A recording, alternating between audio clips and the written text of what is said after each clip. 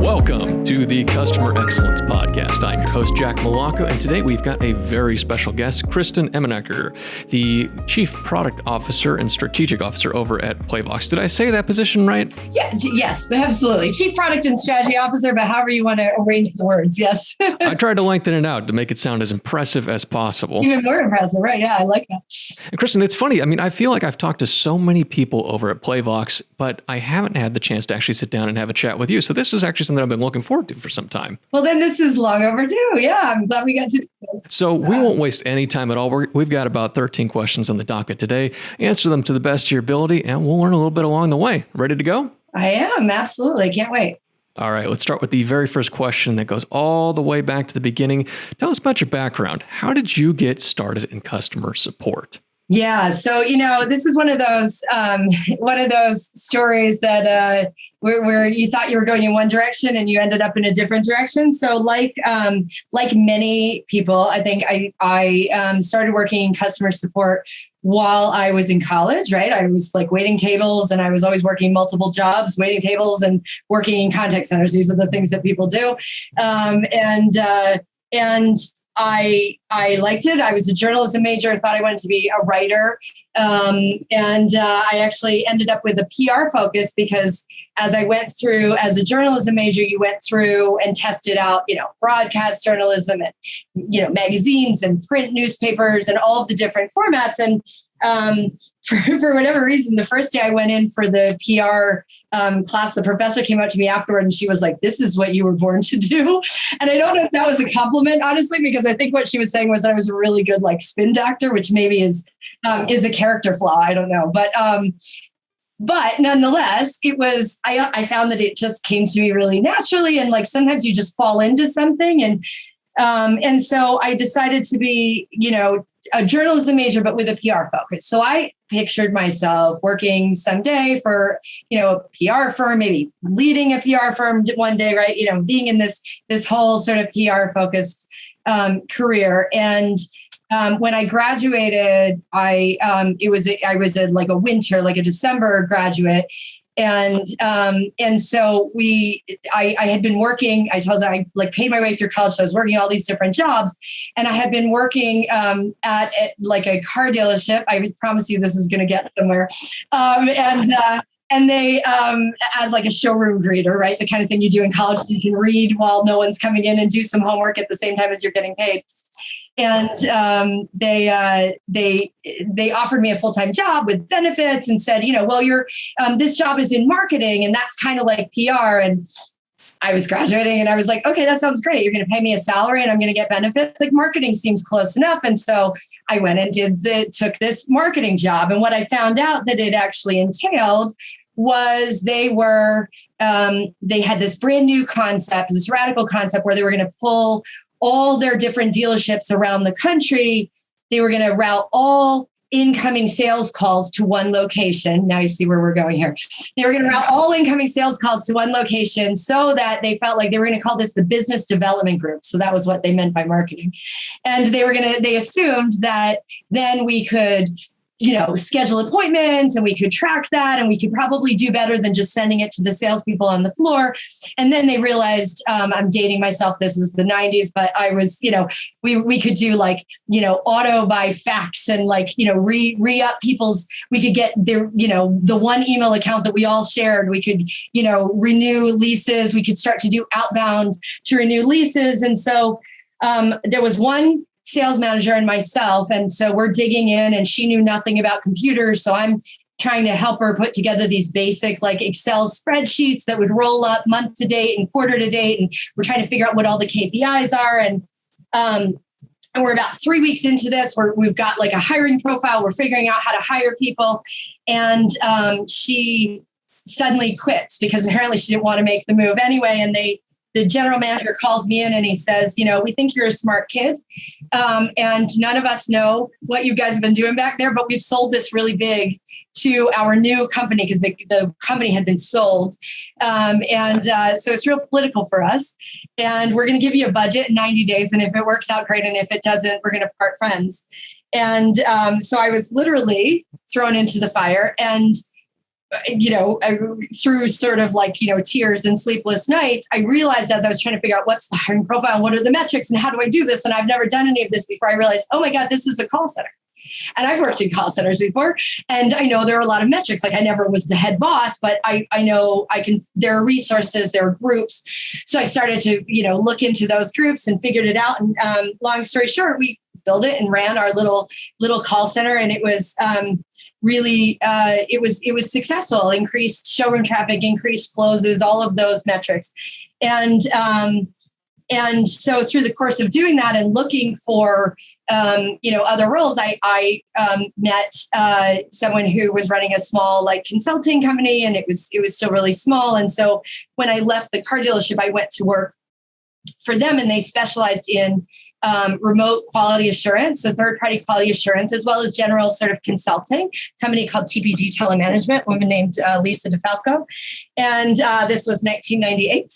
And so I went there and just realized that that I had such a love for this space. I loved the fact that there were a lot of people in customer support. I loved the fact that there was this focus on improving results all the time. And I'm probably kind of a type A person. And so I really loved that, continuous measurement, but also how do we develop people and how do we retain people? How do we make it a better place to work? Because at the time in the 90s, it wasn't always a great place to work. And, and so I moved up really quickly, and I was like a VP there by the time I was, 25 or something, 24, and just got hooked and never looked back. And so I was on the consulting side with sort of this specialty in employee development practices, quality training, that sort of thing. And then went into the tech side of the space in 2003 to help build. We actually launched the first quality product that I was involved in 1999. And then, so quality assurance for contact centers, essentially. And then I went and fully worked on the tech side of the space starting in 2003 to kind of help build the things that I wanted to use as a consultant, right? As a consultant, I want to do these things. So these were the early days of things like speech analytics in the next couple of years there. And I was like, oh my God, this is amazing. This is what we wanted for years. And, workforce management. And so we were working with, Blue Pumpkin and some of these early companies, and I was hooked. And so I have been on the tech side of the space, but still sort of consider myself, heart and soul as a contact center worker, as a manager, as a quality assurance manager. So I say we very much because I still feel like, in my job, I just get to serve the people who serve now, which is really cool. So, yeah. Wow. Kristen, I feel like I need a drink after that. That is quite the adventure. Oh my gosh. Yeah. Okay. So I classify people into two categories: those who know their stuff and those who don't know their stuff. You absolutely sound like you know your stuff, and your experience seems to speak for itself. Yeah. Oh yeah. So that answer sort of blew my second question out of the water. So we'll focus more on your current role at Playvox. And I want to know, what makes Playvox a customer-focused company? I came to Playvox in November of last year, and I have been in the quality, workforce management, workforce optimization, workforce engagement, whatever new name we come up with, right? I've been in this space, like I said, really since 1999 when I launched my first QM product, and as a practitioner even before that. And so, I've been there, done that, and wasn't sure that I wanted to come back into a tech company, right? Maybe I wanted to do an analyst role. Maybe I wanted to be a consultant. I just wasn't, an individual consultant, hang my own shingle. I wasn't quite sure. And what won me over about Playvox, literally from the first conversation with Oscar, the founder, was this just insane passion for customers. And for people, really for all people. Oscar built this company to be different than sort of the corporate jobs that he had before. He just had this vision of, he wanted to build a place that people were respected and felt, had room for wellness and wholeness, and a place that was empathetic, and a place that was really people first, for people to work, and then to work with sort of our customers. And so what's so great is that I get to come to work every day with people who, one of our values that we talk about all the time and every single day is be a good human. Like literally just that simple. It's enjoy the little things, be a good human. It's not make money. It's, yes, we're a business, but it's really about the people. It's about the customers. It's about our customers and their customers, right? And helping them connect better with their customers and understand their customers better. And so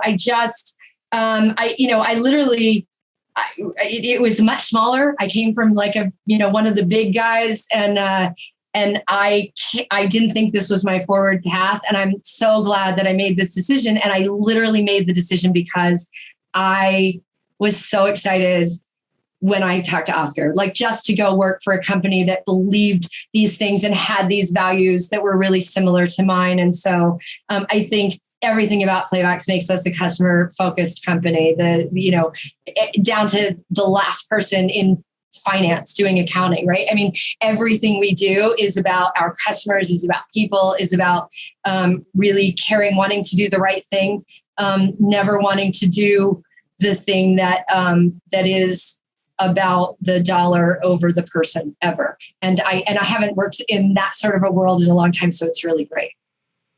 Be a good human being. I love that core value. And I can tell you from the handful of times I've interacted with people over at Playvox, they are good human beings. I really like you guys over really there. Are.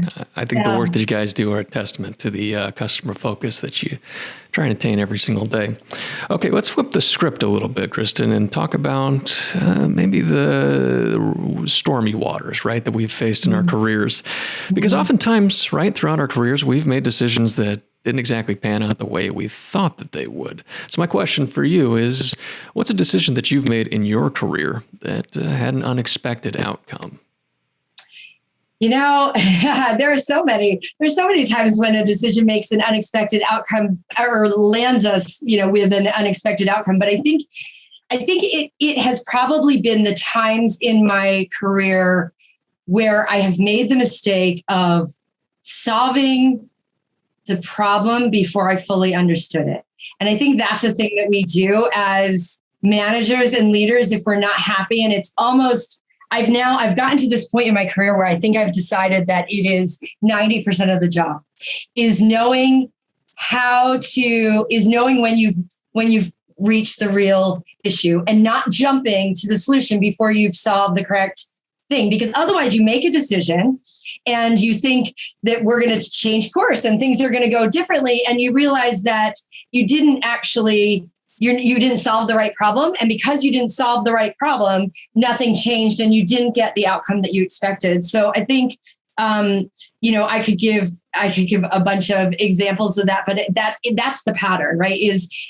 And that's the thing that you have to work so hard to get past is, am I solving the right problem? Do I fully understand this problem, or am I solving the surface problem, but I don't really understand the real problem? That totally makes sense. I like that. You really have to see the whole picture before you jump right into it, right? Yeah. That's a struggle. So keeping on that same note, what's an approach that you use when you're stuck in a bad situation like that, and those outcomes that you don't predict? Yeah. I mean, so I think I'm a big believer in ownership. And so I think the first thing that you do is you own the fact that you made a decision that didn't yield the right outcome, right? And so at the end of the day, it was my decision. I'm accountable for that. And so I think you own it, you come clean about it. It's fine to fail, just fail fast, right? Like, I could just come clean about it as quickly as possible. Look, this is not yielding the right thing. Or, you know what? And this is actually the conversation I've had many times. an employee who's actually down in the weeds, who sees what you're doing, comes and says, but that's not going to fix this because this. And you're like, oh my God, I didn't solve the right problem. And so you give them credit, right? You listen, you understand, you ask the right questions, and you go back and you try to, do it better, do it right the second time. And I think it's really important for all the managers, supervisors, leaders in your audience to know that it is okay for your team to know that you're human and you make mistakes. It's actually, it's part of the beauty of human beings. This is what we do. And so, you just own it and you listen and you correct and you go forward and you tell them it's okay for them to do that too, right? You tell them, I expect that you're going to make mistakes just like I do. And what's important is not to think, oh my gosh, I'm going to be in trouble for this mistake. So I'm going to try to hide it and I'm going to defend it. And I'm never going to admit that this wasn't the right decision to make. It's really important to just come clean about it, listen, be open to changing, and go in the right direction from there. And I think that's what I try to do. I'm sure I failed in that too at times, but that's what I try to do. It's like that old saying goes, the truth will set you free, right? It's better to face it right now, own up to a mistake, and then make sure you don't do it the next time, right? Otherwise, it becomes an absolute cluster. So I hate to keep on the negativity, but we've got one more in that same realm. And that's, what in your opinion is the most challenging part of working in customer support? I can't always solve what my customers want, right? I mean, that's I think the hardest for all of us who I don't think that people go into customer support, particularly as a career, if they don't have a heart for helping customers, right?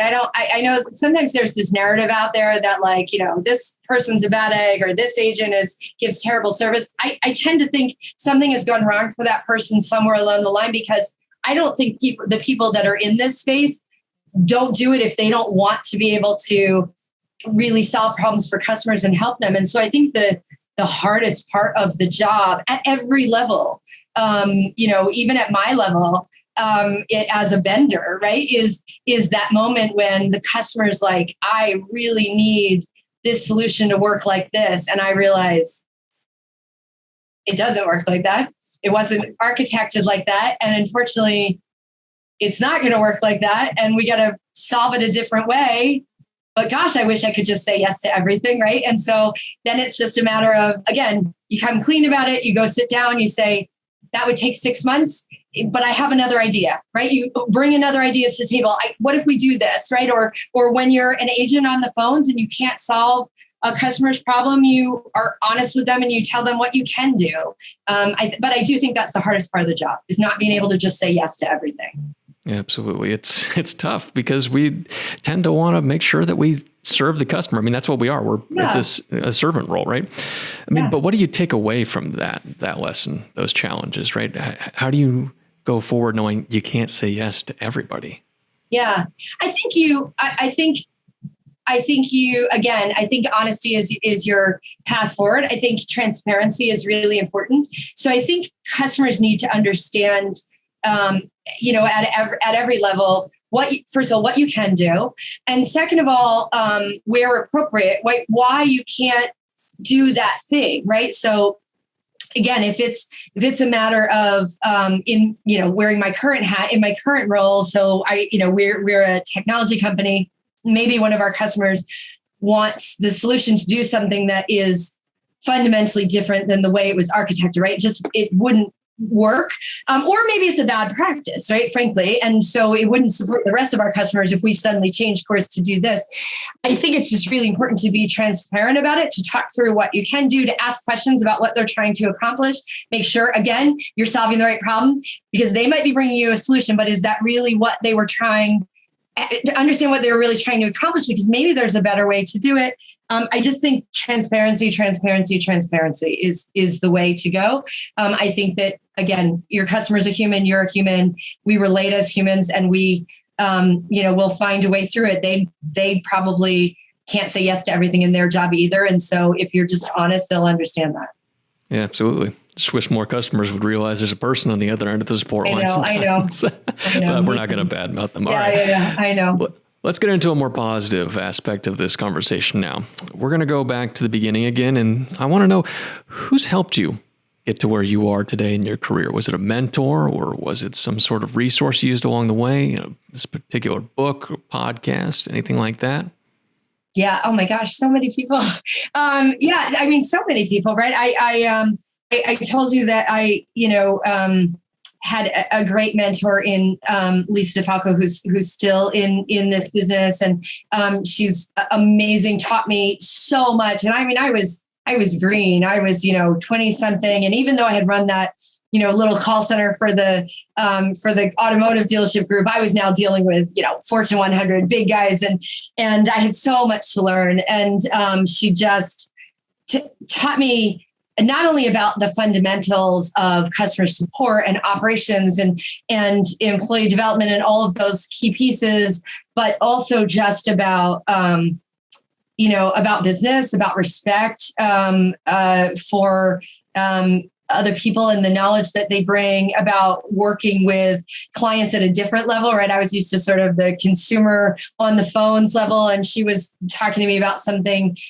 different. As a consulting company, we had these large clients, and how to work with them. But I would say beyond that part of my career, I've had amazing bosses. Mary Madonna, who was my boss in Contact, is another one. Just phenomenal. Ryan Helleback, great. John Goodson, great bosses who have taught me a ton. Each have taught me something different, which is also really incredible. But outside of that, a lot of thought leaders and sources in this space. I couldn't even possibly name them all, but ironically, I was just talking the other day the other hour, like literally the hour before this, about Keith Dawson, and saying, I don't know if you know Keith, but I was saying that he's an analyst now with Ventana, but I remember back when he was editor-in-chief of Call Center Magazine, so a long time ago, and Call Center Magazine was one of my first go-to sources to understand the space, to understand best practices, to understand what other people did. I have lots of great sources that I send people to. I've got actually at Playvox, we're about to publish a sort of Kristen's recommended Twitter list for who to follow if you're in contact center. So I'll find out what date that's pushing, and I'll send that out. But that's going to have I think 50 people on it that are recommended accounts to follow. Too many to call out, but so many great resources in customer support. It's one of the things I love about this space is the people that are in it are so willing to share their knowledge and best practices. And I learn still all the time, every day. Yeah, absolutely. That's what I love about this line of work is there isn't a big air of selfishness, right? It seems like everybody passes along something to every person that they interact with in the customer support world. They all want to teach each other something. I think that's the mark of great leaders in this industry. So I'm really looking forward to seeing those 50 names. Heart. Yeah, it's absolutely. Sort of that service heart, why people go into this, right? Yeah. Everybody just wants to help each other because at the end of the day, like you said before, we're all just human beings. Right? Mm-hmm. Kristen, I want to know from these people, though, and throughout your career, how have you grown? How have these things shaped and molded you into the person that you are today in your current position? I think that they have taught me a lot about myself and leaning into understanding and leaning into my strengths. Sometimes this doesn't come naturally, I think, for women in business. And so understanding and being confident in the things that I know and the things that are my natural strengths, but also understanding and leaning into surrounding myself by people smarter than me, people better than me, and not being afraid of that, but knowing that that's what makes me successful, right? And looking for people who have strengths that are different than mine, and being really honest about the things that I am not great at, right? And just knowing that it's through a combination of people, almost never in business through one person, right? It's through the team and a combination of people that really great things happen. I like that we keep coming back to that idea of the honesty. Kind of goes hand in hand with an idea of being humble, right? Yeah. Always got to be humble throughout everything that you do, especially in this line of work. Okay, let's flip the script one more time and go broad, right? I want to know, and this is kind of a thinker, right? You don't have to have an answer immediately, but I want to know, in your opinion, Kristen, what do you think is going to be the next big thing in the world of customer support? Oh my gosh, there's so many. Yeah, I know. Yeah. If you had to choose one. If I had to choose one, I think that in the sort of the employee journey, and that's maybe a little bit of a cop out because I'm gonna cover a bunch of things. I'm gonna put a bunch of things under that umbrella. But I think that we have talked for years in the marketing and CX and customer support space about customer journeys. And I think that the thing that we haven't talked nearly as much about is employee journeys. And I think that for me, employee journey means understanding the experience of an employee from the day they walk through the door. What are the messages that they're given from us, directly and indirectly, consciously and subconsciously? What are the how supported are they? How do we make them successful? How do we follow them and build with them, right, the career path that they want and make them really successful so that they can make our customers really successful. I think that is in some ways has always been there, but in many ways is the next big thing in that I think we're entering into, and some would say already into, an age where employee choice has reached a level that we've never seen before, both through low levels of unemployment, high levels of openings, right? People trying to get employees, higher levels of turnover as people, come out of a pandemic and say, I don't want to go back to an office. There are a lot of people saying that, right? Or I don't want to live in that big city. Maybe I want to live somewhere else. To things like even there was a month or so ago, the talk about the Biden administration getting rid of non-competes. I use that just as an example to say, I think there are all these trends happening simultaneously that are really supportive of employee choice. And I think also Gen Z coming into the workforce is going to drive that as well. And I think that creates a new challenge and opportunity, both sides of the coin, as always, for all types of employers, including in customer support, to really understand that people aren't a commodity. And I think for many years in the contact center, we measure people down to the second. We audit what they're doing. We say, did you adhere to break? You needed to be back in 4.5 minutes. And we forget sometimes that people are human to that point again. I think that as AI and robotics comes in, ironically, we're also entering a new age of sort of bringing the humanity back into customer support. I think that understanding that employees are people, that we need to support them, that their expectations are changing, that they have other options. It used to be you could build a support center in a town with really high unemployment somewhere, and you were the only provider and you could do whatever. And now those people can work from home and they have lots of options in terms of who they can work for. And you need to compete for the best talent. And I think that drives a whole new dynamic. So that might not be the sexiest. I could have given you an AI machine learning answer, and I have all those answers too. But I actually think that the next big thing that is more practical, that hits contact centers and customer support centers of every size, is this, sort of era of employee choice and understanding and nurturing employees' journeys just the way we do customer journeys. Kristen, I really like that answer. And it's funny you bring up the idea of AI and machine learning, because that's usually the answer that I get. I know. Yeah. But I like that because it kind of puts the whole thing in perspective. I mean, the last year and a half have really shown us that the workplace is not the place that we thought it was. It's a very volatile and changing place right now. So I like that. Employee choice, right? Employee journey too is a big part of that. Yeah. And by the way, the more AI, I will just give my AI plug. So the more we bring AI into customer support functions, the more the repetitive things that are non-human, right? Like, copy paste, do this, send this. The more we can use the bots to do the robotic things and the humans to do the empathy, the things that allow them to be more human. So I do think that these two trends can work together. Yeah. Yeah, absolutely. They will go hand in hand. One handles one situation, one handles the other. Yeah. It doesn't have to be one or the other. And I think that's what scares a lot of people is they think AI is going to replace all the agents. And someone can look at that and go, oh, that's great. I don't have to pay as many people. But at the same time, it's like, well, are you really getting the same customer experience if you do it that way? Right. Something to think about. Okay. Yeah. So keeping with that same theme of the people, right? This is a line of work, customer support, that can be, well, how do I put this? Sometimes a little challenging, kind of taxing in the mind. We got to deal with a lot of very difficult situations. I'm sure you're more than aware of that. How do you, in your role, keep positive? How do you stay happy in what you do? I think that you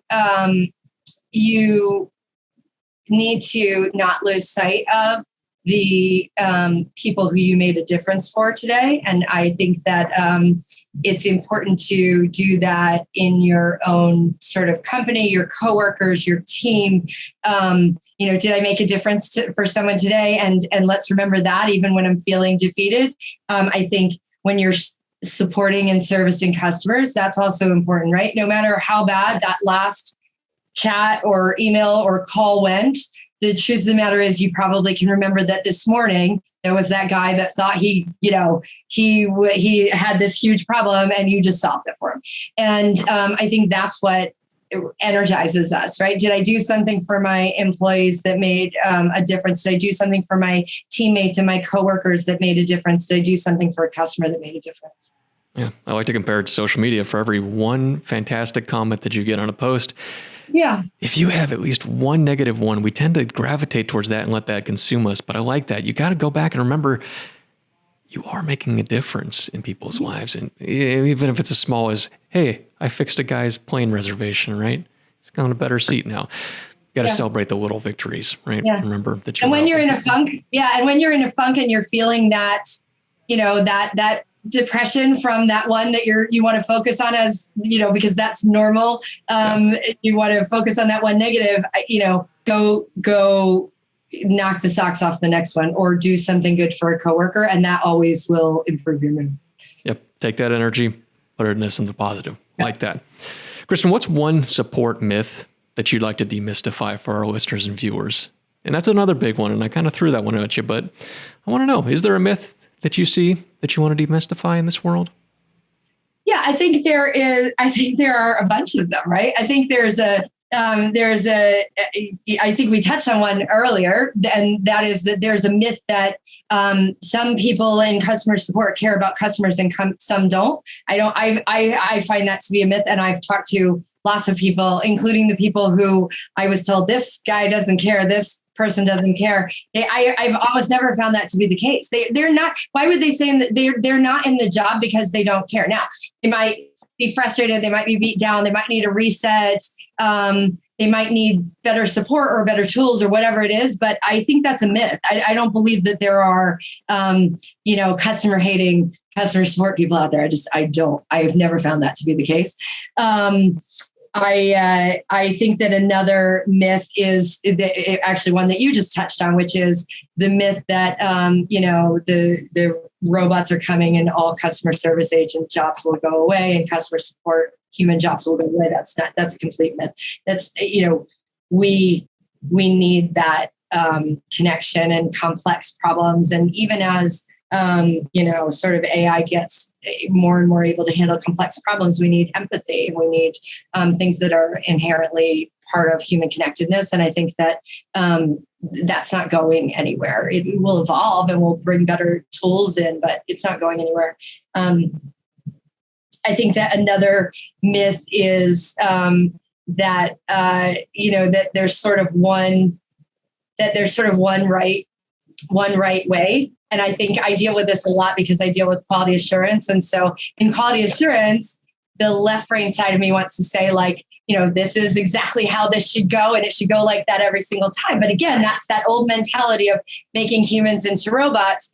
There is always room for nuance and for adjustment. And there is always room to find somebody who isn't following the pattern, but is getting better outcomes, and to learn from what they're doing. I think there's a place to understand individual personalities and how to play to individuals' strengths in terms of how they support customers. So to me, that's a myth that that this is right and this is wrong. There's a lot of gray, and we need to help people understand the values that are important to us as a customer or as a company, the things that we want our customers to know, give them some framework, but allow for some variance in the how we get there, because that's where we really make, sort of delighted customers, and where we really have those valuable moments of connectedness.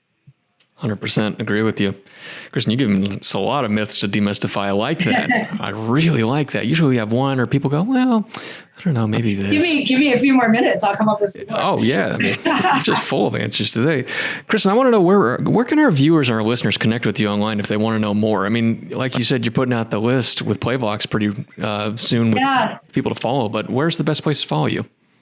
Yeah, so certainly on LinkedIn, it's Kristen Emenecker, and I promise you the only one of those in the world. So I can never commit a crime because I'm very Googleable. So it's Kristyn. My parents decided to be creative, so Kristyn, and the last name is EM like Mary, EN like Nancy, ECKER. And then on Twitter, you could search for me by my name and it'll come up. The handle is actually both of my daughter's names together. So it's at live, LIV, in IN, Eden, EDEN. So sort of like a play on living. And my daughter's names are Liv and Eden. So it's live in Eden. That's the Twitter handle, or you could search for my name. Perfect. All right, Kristen, we have one last question for you today, and that goes back to the title of this entire show, the Customer Excellence Podcast. I want to know, what does that term mean to you? Customer excellence. It means doing the best I can every single day for customers and producing positive outcomes for them, but sometimes not both, right? So sometimes, again, to the points we talked about before, customer excellence in this specific interaction might be just being transparent, letting them know where it's at, maybe not being able to have the outcome that they wanted, but hopefully building trust in the process. And sometimes it might be, giving them a fantastic outcome, right? So, but either way, I'm doing the best I can every day, and it has to be every day. It can't just be like one moment. It has to be every interaction, every day. That's really where we reach the level of excellence. Love it. Absolutely love it. Kristen, thank you so much for all the information you've given us today. Guys, don't forget to give Kristen a follow on her Twitter, on her LinkedIn, wherever you can find her online. Check out that list as it comes out. And don't forget to check out Playvox. They're doing amazing stuff over there. All right, Kristen, I'll let you get back to your, I'm assuming, very busy day. Again, thank you so much for coming on the show. Thank you. Thanks for having me. Absolutely. Bye-bye.